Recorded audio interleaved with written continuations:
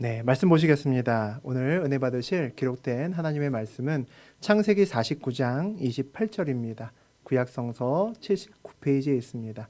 창세기 49장 28절 우리 한 절 같이 보시겠습니다. 이들은 이스라엘의 12지파라. 이와 같이 그들의 아버지가 그들에게 말하고 그들에게 축복하였으니 곧 그들을 각 사람의 분량대로 축복하였더라. For these are 12 tribes of Israel, and this is what their father said to them when he blessed them, giving each the blessing approved to him. 네, 우리 창세기 49장 28절 우리 한 절 봤습니다. 우리 그 내용을 중심으로 인생의 복은 그 크기에 달려있지 않다. 인생의 복은 그 크기에 달려있지 않다라는 제목으로 우리 함께 은혜 나누겠습니다. 복은 참 좋은 거죠. 우리는 누구나 복을 많이 받고 싶어 합니다. 그리고 복을 참 많이 누렸으면 좋겠다라는 생각도 하고 우리뿐만 아니라 또 우리 자녀에게도 대대손손 계속 그 복이 내려가고 우리 자손들도 그 복을 함께 누렸으면 좋겠다라고 생각을 합니다. 우리 지난 시간과 이번 시간에 계속해서 우리가 참 좋아하는 복 얘기를 계속 다루는데 우리 임종을 거의 근처에 둔 야곱이 그의 12자녀를 모아놓고 한 명 한 명 이름을 불러가며 축복하는 그런 장면을 보았습니다. 우리 지난 시간에 12명의 아들 중에서 우리 전반부 6명의 아들의 축복을 함께 나누었고 이번 주에는 그 나머지 6명의 아들의 후반부의 축복을 함께 나눌 겁니다. 그 축복들을 보면서 아들들에게 어떤 축복을 빌어주는지 보면서 그를 통해서 우리에게 주시는 하나님의 은혜를 함께 살펴보도록 하겠습니다. 우리 먼저 16절과 17절 같이 한번 읽어보겠습니다.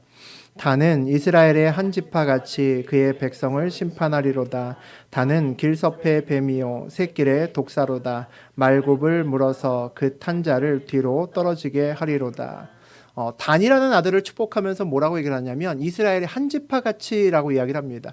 근데 뭐 단이나 뭐 다른 자손이나 전부 다 마찬가지로 하나의 지파를 이루는 거잖아요. 근데 굳이 뭐 단에게 이스라엘의 한 지파같이라는 말을 붙일 필요가 없는데 붙인다는 거죠.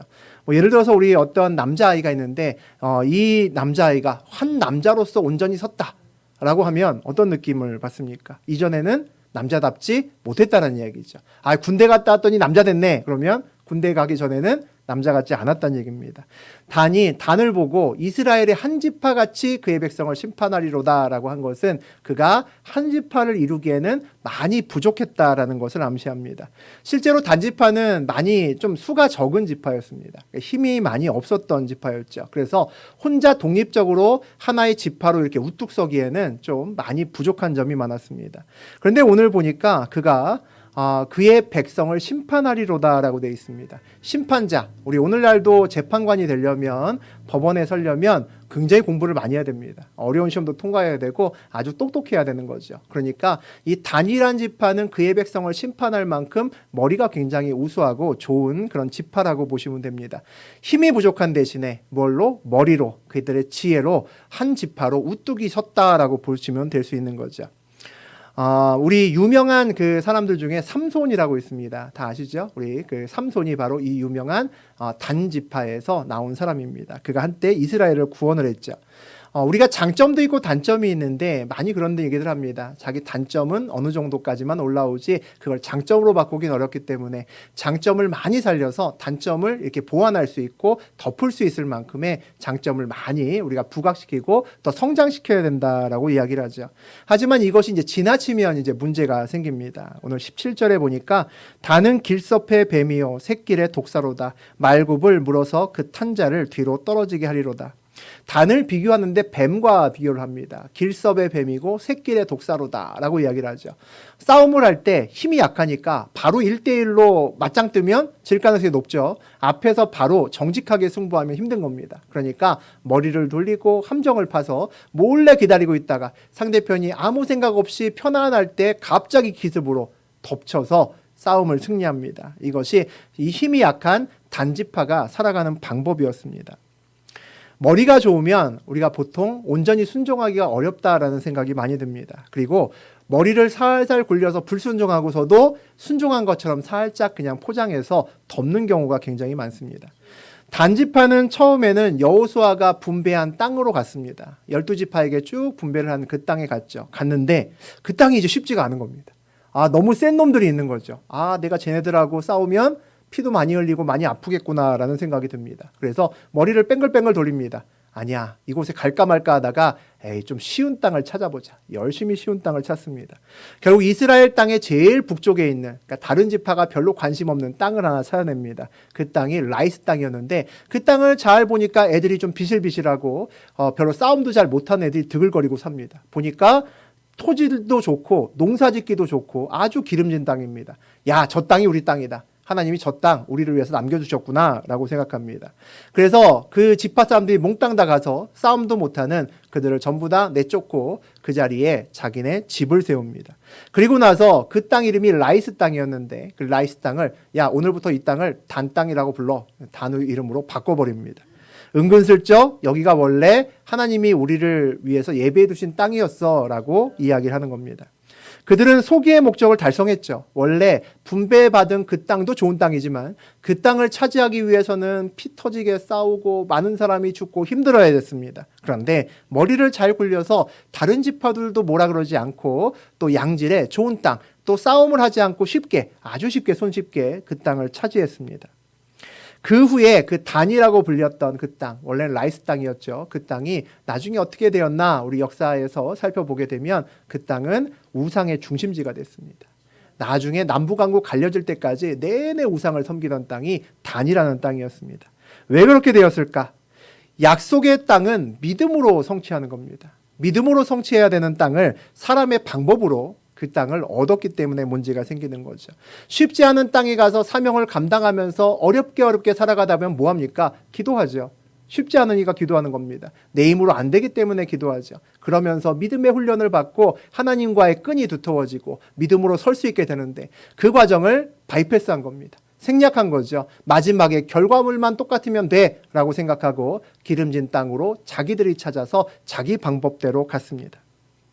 우리가 인생을 살면서 하나님 외에 다른 믿는 구석이 생기면 마음을 다해서 하나님을 잘 보지 않습니다. 마음을 다해서 하나님을 섬기는 것은 어렵다는 거죠.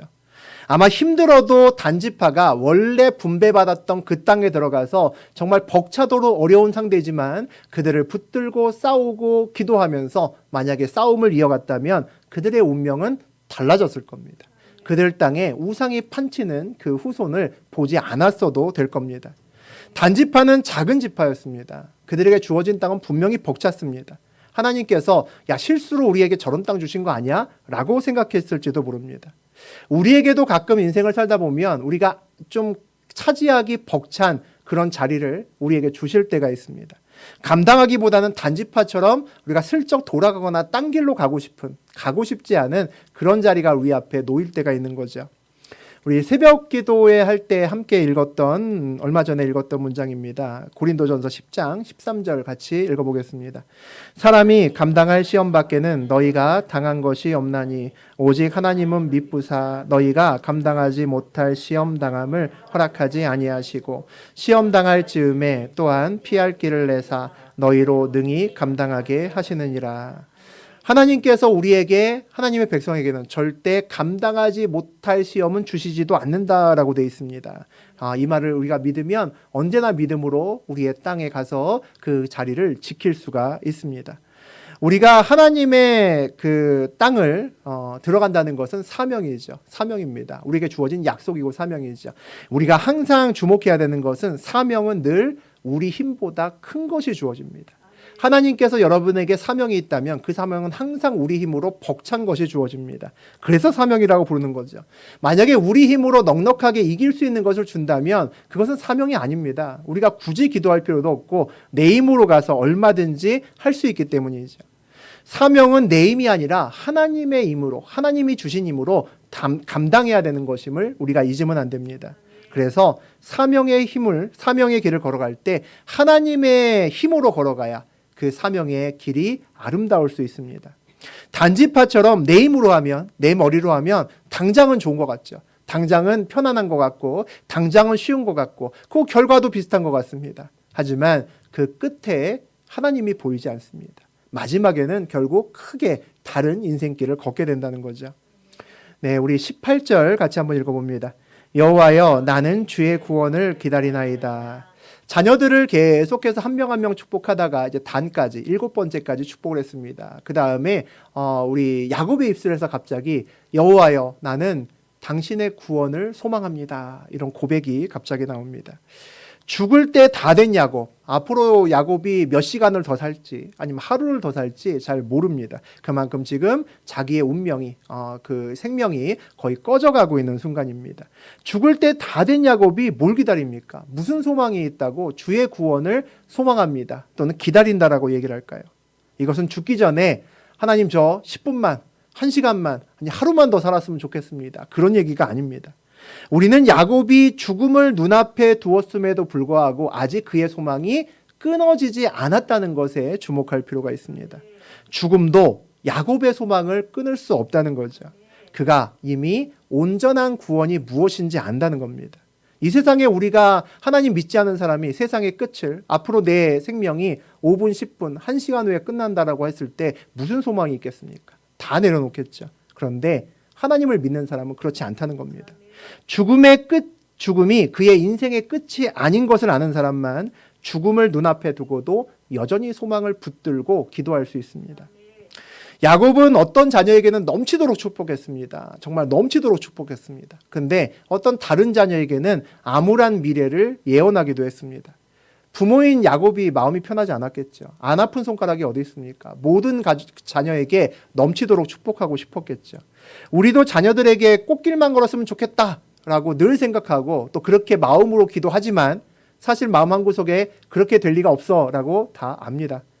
그 인생길이 그렇게 될 리가 없죠. 우리도 힘들었던 때가 있었던 것처럼 우리 자녀들도 그런 시간이 있을 겁니다. 우리보다 덜 힘들 수도 있고 더 힘들 수도 있죠.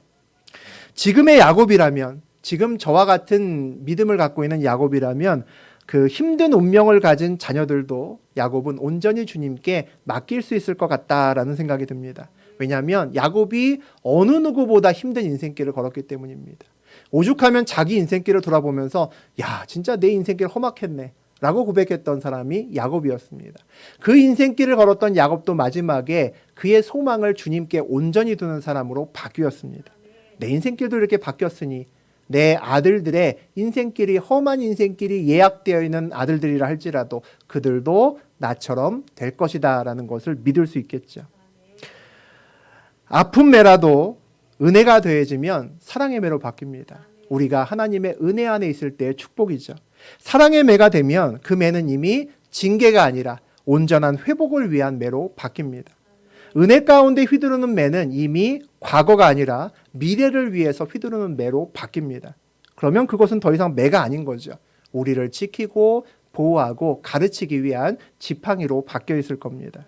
그 하나님의 은혜를 우리가 온전히 아는 사람은 내 남은 인생길이 얼마이든지 간에 선한 하나님께 온전히 맡길 수 있고 우리의 자녀도 그분께 믿음으로 맡길 수 있을 겁니다.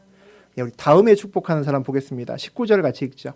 갓은 군대의 추격을 받으나 도리어 그 뒤를 추격하리로다. 추격을 받는다. 이 똥줄 타는 일이죠. 누군가 나를 계속 쫓아오고 죽이려고 합니다. 그러면 인생길이 진짜 고달픈 인생길입니다. 이 갓이라는 지파는 계속 군대의 추격을 받는 늘 전쟁에 시달리는 인생의 굴곡이 굉장히 심한 그런 인생길이 예약되어 있습니다. 늘 크고 작은 사고가 끊이지 않는 인생길이라는 거죠. 그런데 그들이 실제로도 나중에 땅을 분배를 받는데 요단강 동편의 분배를 받고 그 동편 땅에 계속 힘센 나들이 치고 들어옵니다. 그래서 평생을 계속해서 힘들게 살아가야 되는 지파가 갓지파였습니다. 그런데 보니까 도리어 그 뒤를 추격하리로다라고 되어 있습니다. 뭡니까? 인생의 역전이 됐다는 거죠. 처음에는 계속 추격받고 똥줄타기 계속 도망다녔는데 나중에는 어떻게 됐습니까? 도리어 그들을 추격하는 사람으로 바뀌었습니다. 그럼 그 사이에 뭐가 있었을까요? 그 사이에 믿음의 기다림이 있었을 거고 또 믿음의 훈련이 있었을 겁니다. 쉽지 않은 시간들이 기다리고 있었다는 거죠. 그 시간을 온전히 믿음으로 견디면 어떻게 됩니까? 인생 역전을 할 수 있다는 겁니다. 앞에 나왔던 단지파는 그 시간을 견딜 수 없어서 안 했습니다. 일단 쉽게 넘어가면 좋다라고 생각해서 좋은 땅으로 먼저 갔습니다. 그의 마지막은 행복하지 않았습니다. 하지만 갓은 군대의 추격을 받으면서도 그 자리를 지켰다는 거죠. 그래서 하나님께서 은혜로 그의 운명을 바꾸어 주셨습니다. 약하고 힘든 인생으로 태어났어도 주님의 은혜와 긍휼을 믿고 자기 자리를 끝까지 믿음으로 지켜내면 복이 옵니다. 왜냐하면 하나님께서는 그의 자녀에게 항상 좋은 것으로 그리고 은혜로 덮어주시기 때문입니다. 20절과 21절 보겠습니다. 아셀에게서 나는 먹을 것은 기름진 것이라 그가 왕의 수라상을 차리리로다. 납달리는 노인 암사슴이라 아름다운 소리를 바라는도다. 아셀 지파는 풍성한 먹을 것의 복을 받았다라고 되어 있습니다. 그러니까 아마도 그곳에서 양을 치면 양도 잘 되고 그곳에서 씨를 뿌리면 수확도 아주 풍성하게 거두는 거죠. 우리가 좋아하는 이제 경제적인 축복을 많이 받았다라고 보시면 됩니다. 그래서 왕의 수라상에 올리는 그 음식도 이 지파에서 담당을 하게 될 거다라고 이야기를 합니다.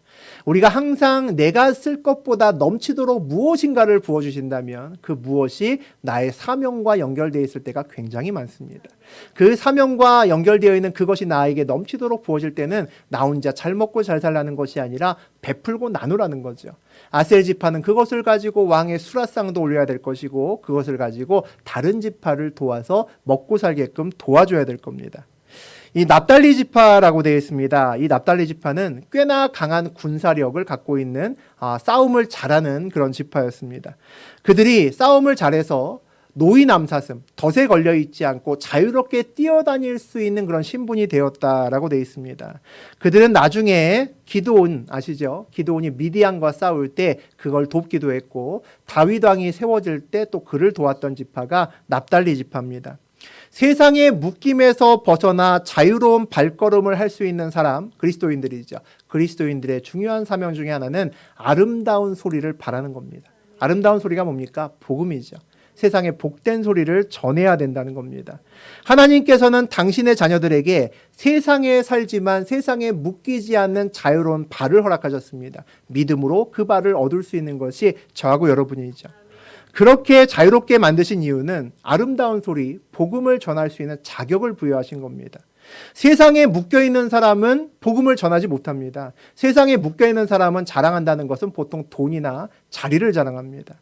돈이나 자리를 자랑하다가 복음을 전할 기회가 없다는 거죠.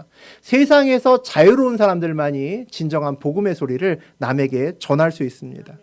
이 납달리 지역이 아주 유명한 지역인데 어느 지역을 포함하고 있냐면 우리 신약에서 나오는 갈릴리 지역을 포함하고 있습니다. 이 갈릴리 하면 예수님께서 많은 제자들을 가르치시고 기쁜 소식, 복음을 전하셨던 곳이죠. 결국 이 납달리는 그의 사명이 되었습니다. 다시 말하면 마침내 아름다운 소리를 전할 수 있는 그런 진원지가 납달리가 되었다는 거죠. 우리 22절 같이 한번 읽어보겠습니다. 요셉은 무성한 가지 곧 샘 곁에 무성한 가지라 그 가지가 담을 넘었도다. 요셉의 축복은 보온 바로 시작부터 너무 아름답습니다. 야, 저런 축복 나도 좀 받았으면 좋겠다라는 생각이 들죠. 무성한 가지, 얼마나 무성했냐면 그 가지가 담을 넘습니다. 그냥 복이 터져 나갔다는 거죠. 꽁꽁 묶어도 터져 나갑니다. 김밥 옆구리 터듯이 터져 나가서 남의 집까지도 막 나갑니다. 그럴 정도로 복을 많이 받았다라고 되어 있습니다. 그 복을 어떻게 그런 복을 받을 수 있을까? 22절을 다시 봤더니 곧 샘 곁에 무성한 가지라고 되어 있습니다. 그렇게 가지가 무성해서 터져나갈 정도의 복을 받았던 이유가 샘에 있습니다. 좋은 자리에 뿌리를 내렸다라고 보시면 되죠. 야곱이 아들들을 축복할 때 우리 동물의 비유를 많이 듭니다. 너는 사자같이, 너는 나귀같이, 너는 오늘 암사슴같이, 너는 또 뱀같이 이렇게 여러 가지 동물을 비유해서 그에게 축복을 합니다. 그런데 유일하게 요셉만 식물에 축복을 합니다. 동물과 식물의 가장 큰 차이가 뭘까요? 동물은 막 움직이는데 지 맘대로 움직이는데 식물은 자기 맘대로 움직이지 못합니다. 식물은 움직이지 못합니다. 그가 움직이려고 하면 누군가가 뿌리를 파서 다른 곳에 옮겨줘야만 움직이죠. 항상 식물은 자기 자리를 지킵니다. 요셉은 인생길에서 보디발의 집에서 노예로 살 때도 끝까지 자기 자리를 지켰습니다. 억울한 누명을 쓰고 감옥에 들어가도 그 감옥에서 자기 스스로 나오지 않았습니다.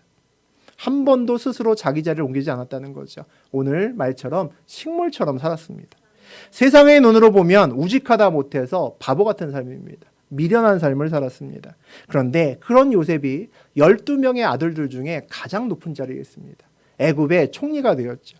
그런 요셉이 또 오늘 그의 아버지 야곱에게 가장 큰 축복을 받고 있습니다. 그리스도인의 삶은 개척당하는 삶이라고 저는 생각합니다. 내가 계획하고 안정된 삶을 추구하는 것이 아니라 하나님께서 우리의 발을 인도하셔서 내 발을 하나님께 드려서 하나님께서 하나님의 뜻대로 내가 생각하지도 않고 계획하지도 않았던 그곳으로 끌고 가는 인생이 바로 하나님을 믿는 우리의 인생입니다. 요셉처럼 우직하게 식물처럼 살면 강제로 하나님이 옮기시는 그런 축복을 여러분이 경험하실 겁니다. 하나님을 신뢰하며 걸으면 야, 이곳은 진짜 광야다 라고 느껴지는 곳이 나중에 알고 봤더니 아, 이곳이 내 인생의 셈이구나 라고 느껴지는 그런 순간이 여러분에게도 있을 겁니다. 우리가 인생을 살아가면서 보통 야, 이곳이 셈이다, 이곳에 내 뿌리를 깊이 내려야겠다 라고 생각하는 곳은 보통 돈이 많거나 명예가 많거나 또 자리가 안정되거나 그런 곳입니다. 돈과 자리나 명예는 우리의 삶을 더욱더 행복하고 윤택하게 만들 수 있는 도구입니다. 하지만 우리의 삶의 뿌리, 생명의 근원을 거기다 삼으면 안 됩니다. 돈을 자랑하는 사람은 더 많은 돈이 있는 사람 앞에 가면 말수가 적어집니다. 내 전 재산이 1억인데 3억짜리 사람 앞에 서면 초라해 보이는 거죠. 그러면 얘기가 할 얘기가 없습니다. 돈 자랑을 해야 되는데 앞에 나보다 서너 배 더 갖고 있는 사람이 있으면 조용히 그냥 듣고 있습니다. 여러분 절대 그런 인생 사시면 안 됩니다. 굉장히 슬픈 인생이죠. 잘 생각해 보셔야 됩니다. 우리는 생명을 갖고 있습니다. 돈으로 바꿀 수 있는 생명을 갖고 있습니다. 생명은 생명의 뿌리를 두고 있을 때만 끊임없이 성장하고 복을 누립니다. 돈다발 가득 놓고 나무 심어 보십시오. 잘 자라나? 못 자랍니다. 너무나 간단하지만 여러분과 제가 그런 짓을 할 때가 많습니다. 생명이 없는 곳에 뿌리를 두고 있으면 생명이 마를 수밖에 없습니다. 절대 돈 때문에 행복하지 않습니다. 내가 내 어디에 나의 생명의 뿌리를 두고 있는지 돌아보셔야 됩니다. 요셉의 축복을 받으려면 사자나 사슴처럼 뱀처럼 때로는 지혜롭게 교활하게 뛰어다녀서 얻는 것이 아닙니다. 온전히 하나님을 신뢰함으로 그분의 예비하신 자리에서 그냥 뿌리를 내고 사는 겁니다. 그러면 샘 곁으로 옮기시는 하나님의 축복을 경험할 수 있을 겁니다. 이것이 요셉의 축복이 나의 축복이 되는 방법이라는 거죠. 23절과 24절 보겠습니다. 활 쏘는 자가 그를 학대하며 적개심을 가지고 그를 쏘았으나 요셉의 활은 도리어 굳세며 그의 팔은 힘이 있으니 이는 야곱의 전능자 이스라엘의 반석인 목자의 손을 힘입음이라. 예, 우리 이야기를 그 세 번역으로 다른 번역본으로 한 번 더 보겠습니다. 훨씬 더 이해가 잘 되실 겁니다. 사수들이 잔인하게 활을 쏘며 달려들어도 사수들이 적개심을 품고서 그를 관역으로 삼아도 요셉의 활은 그보다 튼튼하고 그의 팔에는 힘이 넘친다. 야곱이 섬기는 전능하신 분의 능력이 그와 함께 계시고 그를 죽이려고 하던 그 활을 든 사수들이 미친 듯이 죽일 듯 막 달려들고 있습니다. 그런데 요셉의 활이 그보다 튼튼하고 요셉의 팔의 힘이 그보다 더 세다라고 부릅니다. 하나님이 예비하신 자리를 지킨다고 하는 것은 고난이 없다는 것이 아니죠. 오히려 지금 요셉의 삶처럼 그를 죽일 듯이 달려드는 사람들이 더 많은 인생길일 수도 있습니다. 그래서 우리가 그런 인생길을 걷다 보면 단지파처럼 머리를 굴려서 아, 여기는 내가 살 곳이 아닌가 보다 해서 얼른 다른 곳으로 이사 가고 싶은 그런 생각이 들기도 합니다. 그리고 다른 동물들처럼 힘이 있으면 아, 다른 곳으로 떠나고 싶은 충동이 있다는 거죠. 그런데 요셉은 그 자리를 결국 지켜냈습니다. 우리가 주목해야 되는 것은 항상 믿음이 내 능력보다 커야 사명의 자리를 지킬 수 있다는 겁니다. 반드시 믿음이 우리의 능력보다 커야 됩니다. 사명의 자리는 능력으로 지키는 것이 아닙니다. 사명의 자리는 믿음으로 지키는 것이기 때문이죠. 그래서 우리는 요셉처럼 때로는 나무가 될 필요가 있습니다. 좀 듬직하게 앉아서 반응하지 않을 필요가 있습니다. 동물은 때리면 깜짝 놀라서 가지만 식물은 때려도 그 자리에 여전히 있습니다. 옮겨주기 전에 스스로 좀 움직이지 않는 미련한 믿음이 때로는 필요합니다. 나무처럼 살 때 늘 시험보다 큰 힘을 주시는 하나님을 발견합니다. 요셉이 능히 고난을 감당할 수 있는 이유는 오늘 보니까 이는 야곱의 전능자 이스라엘의 반석인 목자의 손을 힘입음이라라고 되어 있습니다. 그의 활이 특별한 것이 아니라 그의 팔뚝이 남들보다 더 두꺼워서가 아니라 하나님께서 그의 팔을 잡아주시고 그의 활을 잡아주셨기 때문에 그의 고난을 이길 수 있었다는 거죠. 오늘 또 요셉의 삶을 축복하는 우리 그 장면에서 야곱의 인생의 또 그 믿음의 고백을 봅니다. 야곱이 섬기는 전능하신 분의 능력이 그와 함께 하시고 목자이신 이스라엘의 반석이 그와 함께 계시고라고 되어 있습니다. 야곱의 전능자, 야곱의 전능하신 분이란 내용이 있죠. 야곱이 과거 야곱으로 살았을 때 오로지 그가 집중했던 것은 하나님의 능력이었습니다. 야곱은 늘 복을 따라갔고 그 복을 얻기 위해서는 뭐가 필요합니까? 하나님의 전능하신 능력이 필요한 거죠. 하나님은 늘 야곱의 인생길에서 그의 문제를 풀어줘야 되는 솔루션이었습니다. 근데 그때 하나님과 함께 동행했음에도 불구하고 야곱의 인생길은 늘 불안했습니다. 초조했습니다. 왜 그랬죠? 하나님이 진짜 도와주실까? 하나님이 진짜 복 주실까? 이거 진짜 괜찮은 길일까? 항상 의심했습니다. 창세기 28장에서 보면 야곱이 길을 걷다가 베델에서 하나님을 만납니다. 하나님이 놀라운 축복을 주시죠. 내가 너에게 어마어마한 축복을 주고 내가 너와 함께 있을 거고 네가 무슨 일을 당하든지 내가 그걸 막아줄 거고 내가 끝까지 널 지킬 거야. 그렇게 놀라운 축복을 줍니다. 그 축복을 받은 야곱이 뭐라 그러는지 보겠습니다. 28장 20절에서 22절 읽어봅니다. 야곱이 서원하여 이르되 하나님이 나와 함께 계셔서 내가 가는 이 길에서 나를 지키시고 먹을 떡과 입을 옷을 주시어 내가 평안히 아버지 집으로 돌아가게 하시오면 여호와께서 나의 하나님이 되실 것이요 내가 기둥으로 세운 이 돌이 하나님의 집이 될 것이요 하나님께서 내게 주신 모든 것에서 10분의 1을 내가 반드시 하나님께 드리겠나이다 하였더라. 이 본문 읽을 때마다 볼수록 되게 웃기는 코미디보다도 재밌는 우리 기도문입니다. 하나님께서 그렇게 넘치도록 축복을 주시겠다고 약속하니까 야곱이 그렇게 얘기를 합니다. 오갈 때 절대 양식 떨어지게 하시면 안 됩니다. 약속하십시오. 물어봅니다. 옷도 정말 잘 입혀주셔야 됩니다. 그리고 진짜 저를 안전하게 돌아오게 하시면 제가 하나님을 제 하나님이라고 부르겠습니다. 그렇게 얘기합니다. 또 마지막에 하나 덧붙이죠. 그러면 제가 또 헌금도 좀 많이 하겠습니다. 그렇게 얘기를 합니다. 읽어보면서 웃음도 나지만 참 나랑 많이 닮았다라는 생각이 듭니다. 저도 옛날에 저런 기도 굉장히 많이 했었거든요. 아마 여러분도 그렇게 기도한 적이 있을 겁니다. 우리는 하나님께서 내가 어려운 문제가 기도할 때 하나님께서 응답을 주시는데 야 내가 널 사랑한다. 믿음으로 담대하게 걸어라. 뭐 이런 응답을 받으면 우리는 되게 싫어합니다. 그렇게 응답하시면 하나님 제발 그렇게 모호하고 부정확하게 말씀하시지 말고 똑부러지게 확실하게 좀 말씀해 주세요 라고 얘기합니다. 하나님 이 사업 할까요 말까요? OX로 답을 해주세요. 우리 아들이 이번에 서강대 시험에 넣었는데 하나님 합격할까요 아닐까요? 예스 노로 그냥 가볍게 답해 주시면 됩니다. 우린 그걸 좋아합니다. 모두 야곱의 신앙이라는 거죠. 하나님의 백성이지만 늘 불안하게 살 수밖에 없는 인생길의 기도는 이와 같습니다. 하나님의 능력에만 나의 모든 것을 올인하는 인생길이라는 거죠. 그런데 야곱이 이스라엘로 살 때는 믿음의 이스라엘로 살 때는 야곱의 하나님을 뭐라고 얘기를 합니까? 반석이요 목자라고 고백합니다. 하나님은 자기 삶의 뿌리가 되신다는 거죠. 또 그의 삶을 목자로 인도하신다는 겁니다. 신뢰한다는 겁니다. 아까 방금 전에 이야기했던 이 베델의 축복을 야곱이 한 번 더 받습니다. 동일한 똑같은 축복을 받죠. 내가 너에게 넘치도록 축복할 것이고 네가 어디를 가든지 내가 함께 갈 것이고 내가 너를 끝까지 지켜줄 거야. 그 동일한 축복을 한 번 더 받는데 언제 받냐면 그가 약속의 땅을 떠나서 애굽으로 돌아올 때 받습니다.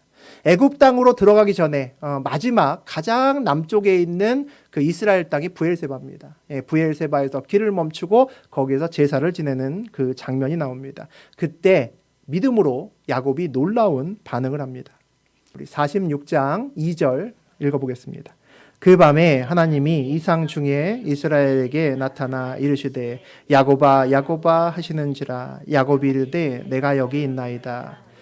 야곱이 밤에 그 제단을 쌓은 야곱에게 갑니다. 하나님께서 가셔서 야곱아 야곱아 부르십니다. 그랬더니 야곱이 뭐라고 그럽니까? 제가 여기 있나이다 라고 이야기를 합니다. 말씀하시는 대로 순종하겠습니다 라고 얘기합니다. 두말하지 않습니다. 이때는 심지어 하나님이 아직 베델의 복을 다시 한번 주기 전입니다. 그냥 불렀습니다. 그냥 불렀는데 뭐라고 합니까? 하나님, 제가 순종하겠습니다 라고 이야기를 합니다. 어떻게 이렇게 고백할 수 있을까요? 하나님이 불렀습니다. 그 부름이 내 귀에 들렸습니다. 그 무슨 얘기죠? 하나님이 내 앞에, 내 옆에 계시다는 거죠. 하나님이 함께 계시는데 뭐가 궁금합니까? 하나님이 함께 있는데 무슨 더 확신이 필요합니까? 하나님이 함께 계시면 그것으로 끝난다는 거죠. 우리가 그것을 잘 모르기 때문에, 하나님이 진짜 나랑 함께 계시는 걸 잘 모르고 그것이 궁금하고 그것이 의심이 들기 때문에 인생길이 두려운 겁니다. 하나님의 능력이 정말 나의 삶에서 능력이 되려면 정말 하나님을 신뢰해야 됩니다. 복을 주시지 않아서 우리의 인생길이 힘든 게 아니라는 거죠. 내 하나님이 야곱의 하나님이 아니라 이스라엘의 하나님이 되셔야 인생길이 평탄합니다. 똑같이 베델의 축복을 받았지만 베델에서 받았을 때는 인생길 꼬였습니다. 완전히 힘들었습니다. 그런데 똑같은 축복을 브엘세바에서 받은 다음에 야곱의 인생길은 평탄했습니다. 그 축복 이후에 그의 인생길이 그냥 쉬웠을까요? 아니었겠죠. 그때도 여러 가지 문제가 있었을 겁니다. 그런데 그의 믿음이 그보다 더 컸기 때문에 문제가 되지 않은 겁니다. 하나님을 온전히 붙들 수 있는 믿음이 되었기 때문에 더 이상 문제되지 않았던 거죠. 네, 우리 25절과 26절 읽어보겠습니다. 내 아버지의 하나님께로 말미암나니 그가 너를 도우실 것이요 전능자로 말미암나니 그가 내게 복을 주실 것이라. 위로 하늘의 복과 아래로 깊은 샘의 복과 젖먹이는 복과 태의 복이리로다. 내 아버지의 축복이 내 선조의 축복보다 나아서 영원한 산이 한없음 같이 이 축복이 요셉의 머리로 돌아오며 그 형제 중 뛰어난 자의 정수리로 돌아오리로다. 요셉을 계속 축복하는데 또 축복하는 첫머리에 보니까 내 아버지의 하나님이라고 나옵니다. 야곱이 아들에게 네 아버지의 하나님이라고 그러면 누굽니까? 자기 하나님이죠. 네 아버지의 하나님이 너를 도우실 거야 라고 얘기합니다. 다시 말하면 야, 내 하나님이 너 도우실 거야 이렇게 얘기를 합니다. 사람은 자기가 경험한 것을 말할 때 가장 확신이 있습니다. 내가 경험했기 때문에 분명하다는 거죠. 내가 이렇게 했더니 성공했어 라는 것을 내가 알고 있으면 내 자녀가 비슷한 상황에 처하게 되면 강하게 얘기합니다. 야, 아빠가 이렇게 해서 이때 이렇게 했더니 잘 넘어갔어. 너 이때 이렇게 하면 돼. 아주 강하게 얘기할 수 있는 거죠. 그래서 오늘 야곱의 축복이 힘이 있습니다. 내 하나님이 나를 어떻게 축복했는지 압니다. 그러니까 내 하나님이 너 축복한다는 겁니다. 이거보다 더 강력한 축복은 없다는 거죠. 내 하나님이 너 돕는다라는 겁니다. 야곱이 얼마나 하나님을 신뢰하고 야곱 하나님이 얼마나 야곱에게 큰 자부심을 주었는지 우리가 볼 수 있습니다. 내 아버지의 축복이 내 선조의 축복보다 나아서 야곱을 축복하면서 야, 우리 아빠 이삭도 나에게 축복을 많이 빌어줬는데 야, 그 축복보다 내가 훨씬 더 너한테 많이 축복해 준 거야. 축복을 자랑합니다. 평생 복을 쫓아왔잖아요. 야곱은 복의 전문가입니다. 복만 연구하고 살았습니다. 그 복이 얼마나 그 복 전문가가 대단한 복을 빌어줬는지 보면 위로 하늘의 복과 아래로 깊은 샘의 복과 젖먹이는 복과 태의 복이리로다 라고 이야기를 합니다. 온 복의 종합 선물 세트를 남김없이 그의 사랑하는 아들 요셉에게 주고 있는 것을 볼 수 있습니다. 그 복의 시작이 뭡니까? 처음에 보니까 내 아버지의 하나님께로 말미암나니라고 되어 있습니다. 야곱은 그 모든 복의 종합 선물 세트가 누구로부터? 하나님으로부터 왔다는 것을 확신합니다. 140년, 150년 동안 그가 살면서 그의 인생길 전체를 복을 연구한 복 전문가 야곱의 인생 결론입니다. 하나님이 만복의 근원이다라는 거죠. 이게 복 전문가의 결론입니다. 그럼 우리가 뭘 붙들어야 될까요? 복을 붙들면 바보라는 거죠. 복을 주시는 야곱의 하나님을 붙들어야 우리의 인생길이 복된 인생길이 됩니다. 27절 보겠습니다. 베냐민은 물어뜯는 일이라 아침에는 빼앗은 것을 먹고 저녁에는 움킨 것을 나누리로다. 베냐민은 이제 마지막 아들입니다. 베냐민에게도 놀라운 축복을 줍니다. 아주 힘세고 전쟁을 잘하고 또 그래서 자기의 땅을 잘 지킬 수 있는 그런 힘찬 미래가 예약되어 있습니다. 용맹한 군사고 하는 전쟁마다 승리한다는 거죠. 사사기 때도 이 베냐민 지파가 이스라엘 전체를 모압으로부터 구하는 이야기도 나오고 또 이스라엘의 첫 번째 왕이 우리 사울임을 알고 있습니다. 그 사울도 베냐민 지파 사람입니다. 그러니까 우리 이스라엘 역사의 또 한 축을 담당하고 또 중심에 섰었던 또 지파 중에 하나가 베냐민 지파입니다. 놀라운 축복을 받았죠. 예, 우리 마지막으로 28절입니다. 같이 읽어보죠. 이들은 이스라엘의 12지파라 이와 같이 그들의 아버지가 그들에게 말하고 그들에게 축복하였으니 곧 그들 각 사람의 분량대로 축복하였더라. 아버지가 자식에게 축복한다면 우리가 우리 자식에게 축복한다면 있는 복 없는 복 다 빌어주고 싶을 겁니다. 야, 너 건강도 해야 되고 재물도 많아야 되고 네 자식도 잘 돼야 되고 너 인복도 많아야 되고 이런 복 저런 복 다 주고 싶구나. 뭐 빌어줄 수 있는데 뭐가 중요하겠습니까? 다 빌어주겠죠. 그런데 오늘 복을 그렇게 좋아했던 야곱, 평생 복만 연구하고 복을 쫓아갔다가 마지막에 하나님 만나서 회심했던 이 야곱이 자기 있는 힘껏 복을 준다는 것이 아니라 뭐라고 얘기를 합니까? 그들 각 사람의 분량대로 축복하였더라 라고 얘기를 합니다. 평생 복을 쫓아다녔던 복 전문가의 눈에는 뭐가 보인다는 겁니까? 복이 많을수록 복이 되지 않는다라는 것을 야곱이 알았다는 겁니다. 야곱이 이 얘기를 하니까 이건 진짜죠. 평생 복을 쫓아다니고 있는 복 없는 복 다 가지려고 노력했던 야곱의 입에서 이렇게 얘기를 합니다. 분량대로 받아야 축복이라는 겁니다. 복이 내 인격을 넘어가면 문제가 생깁니다. 돈과 힘이 없으면 사고를 쳐도 얼마 안 치지만 돈과 힘이 많은 사람은 신문의 대문짝만하게 다음의 첫 페이지, 네이버의 첫 페이지를 장식하게끔 되어 있습니다. 내 인격을 넘어가는 큰 복은 결국 큰 화가 될 수밖에 없다는 거죠. 우리가 성경에서 달란트의 비유를 읽으면서 10달란트, 5달란트, 1달란트 받은 그 사건을 보면서 우리는 그런 생각을 많이 합니다. 저도 옛날에 그런 생각 많이 했습니다. 나는 몇 달란트나 받았을까? 나는 10달란트를 받았을까? 5달란트를 받았을까? 그래도 5달란트는 받아야 인생길 편할 텐데 그런 생각을 합니다.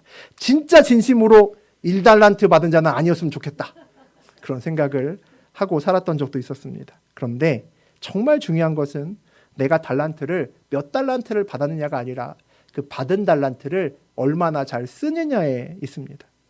10달란트나 5달란트 받은 사람도 전부 다 장사를 했죠. 이윤을 남겼습니다. 그의 주인이 착하고 충성된 종아라고 칭찬을 해주었습니다.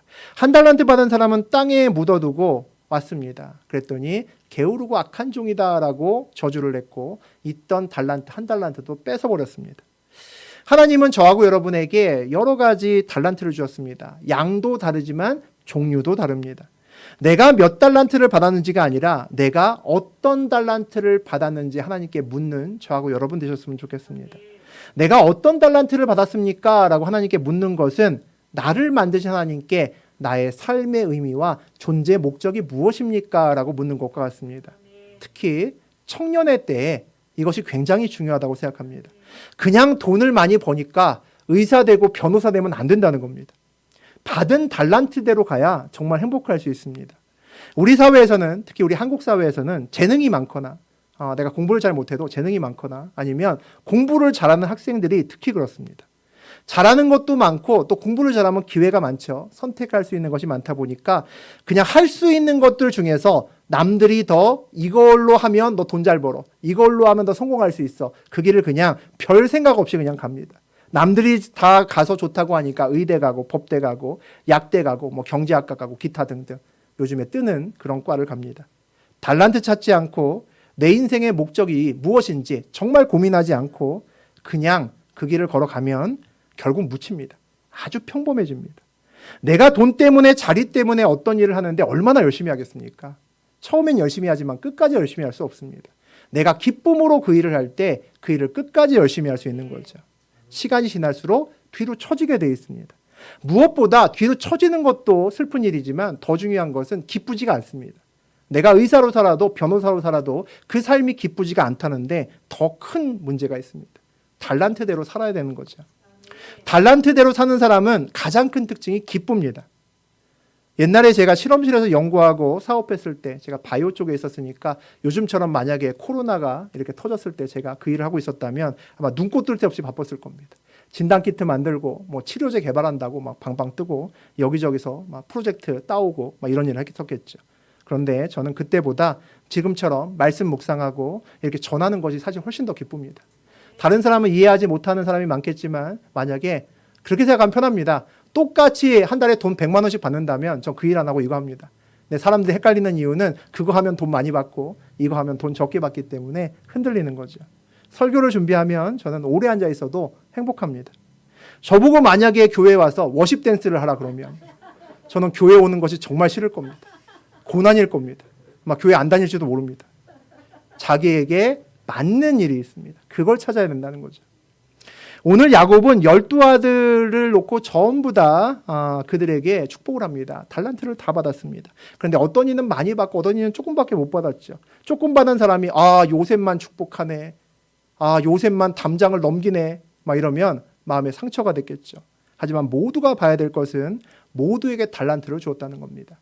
모두에게 달란트를 주었다는 것은 모두에게 행복할 수 있는 기회를 주었다는 겁니다. 그게 중요합니다. 받은 달란트대로 사는 삶을 사셔야겠습니다. 인생의 기쁨은 내게 주어진 하나님의 뜻에,